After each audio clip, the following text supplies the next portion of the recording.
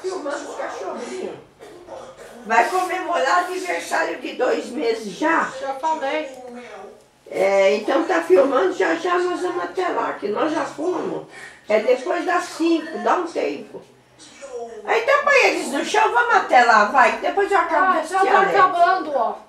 É só por causa dos negrinhos. É por causa dos negrinhos.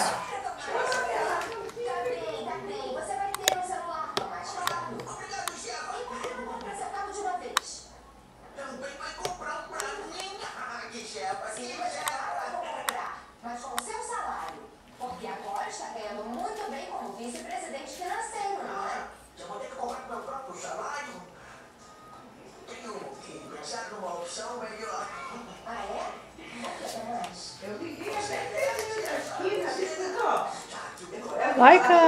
Pedreiro aí na esquina. Laika. Lá ele que é homem, tem que ficar atento. Laika. Ela escutou.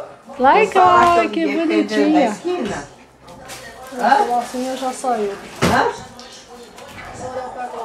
Ela escutou eu falar que liguei pedreiro aí na esquina? Que era homem para ficar de olho aqui? Não sei, acho que sim. Então, tirar essa calcinha que tá rasgada. Essa calcinha tá rasgada. Ainda bem que eu vou cortar o som. Mariana!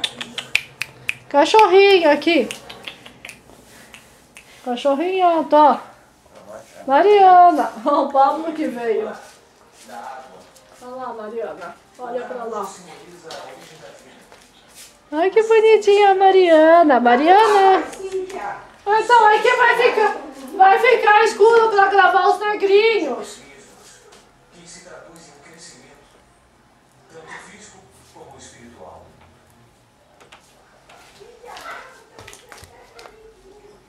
Pablo, tá, Pablo? Oh, Pablo, Pablo! Laika. Agora, isso, bonitinho, me chegando. Agora a Zoe.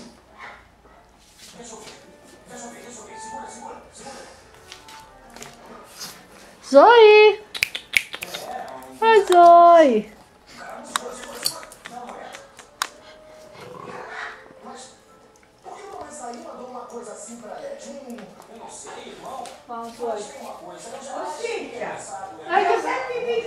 Tá, vai ficar escuro pra filmar os negrinhos. É, mas também são 17h23, vai ficar escuro pra vir com dinheirinho. Tá bom. Francesco. Você pode muito bem fazer isso amanhã cedo. Francesco.